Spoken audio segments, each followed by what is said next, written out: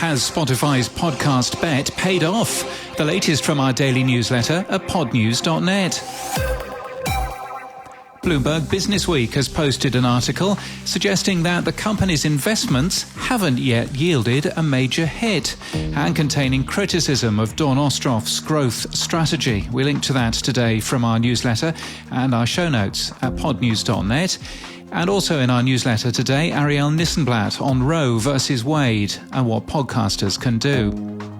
Hot Pod Insider has reported that Spotify original Breaking Bread with the Oshry sisters may be its biggest hit yet, but it was mysteriously not promoted by Spotify at all. It was number 2 for most of last week. HeadGum has just announced that it signed Tig and Cheryl, True Story, to the HeadGum podcast network. The show features comedian Tig Notaro and actor Cheryl Hines, who discuss a new documentary every week. Trident Digital has published its Canada podcast report for May. Warner Media is a new participating publisher.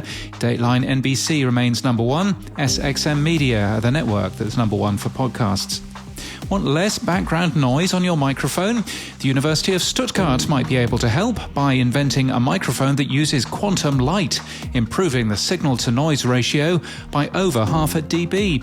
The results are mainly based on the high rate at which we generate entangled photons, as well as the subsequent quantum state conversion from a multi-photon state to a single photon state, explains project coordinator Dr. Florian Kaiser. Remote recording tool Riverside has updated its iOS app to use external mics, its Android app to support host and producer modes, and now offers higher quality video backup files. AJ Feliciano and Jeff Ramsey from Rooster Teeth spoke at VidCon, saying if you want your podcast to reach as many people possible, it needs to follow consumers to their favourite platforms. And Buzzsprout has added a new share page for all Buzzsprout websites. We link to the share page on Podland's website today.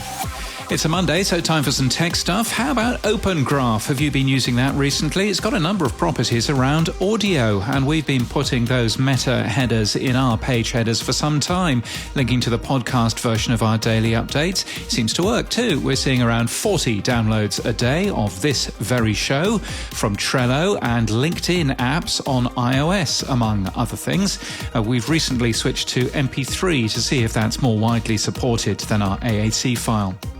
Podnews podcast pages also now highlight when a show doesn't have a trailer in its RSS feed, and a mini player for trailers in our press releases page has appeared too over the weekend. How are shows doing with earning money through streaming sats? Curiocaster has posted their chart, including how much revenue has been earned.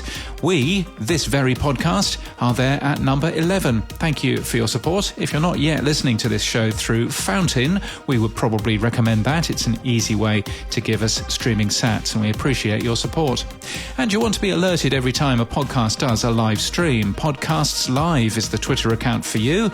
It links to the live stream and to a chat service too, using the live item tag from the new podcast namespace. More details on that and everything else in our show notes and our newsletter at podnews.net. And in podcast news, the History Extra podcast from BBC History magazine is about to celebrate its 15th anniversary. To date, it's had over 150 million downloads. It publishes 6 times a week. They tell us their top 5 download countries are the US, the UK, Australia, Canada and China. And their most listened to episode was A Year in Medieval England from October 2015, which has had over 293,000 downloads.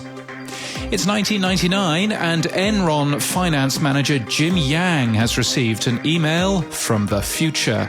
Then everything changed. Boom is new today from Stack. Put on your dungarees, reconnect your dial-up and get ready to be thrust into the heart of America's tech boom, where nothing is as it seems. Project Unabomber is the latest podcast from Apple TV Plus and goes live today, hosted by journalist Eric Benson and produced by Odyssey's Pineapple Street Studios. The podcast explores the story of serial bomber Ted Kaczynski and what drove him to his dystopian vision. And The Wittering Whitehalls is new from Global, featuring Michael and Hilary Whitehall, mum and dad to comedian Jack Whitehall. With a combined social following of nearly 1 million, they've gone on to become a much-loved comedy duo themselves, and they're acting as agony aunts, if you like.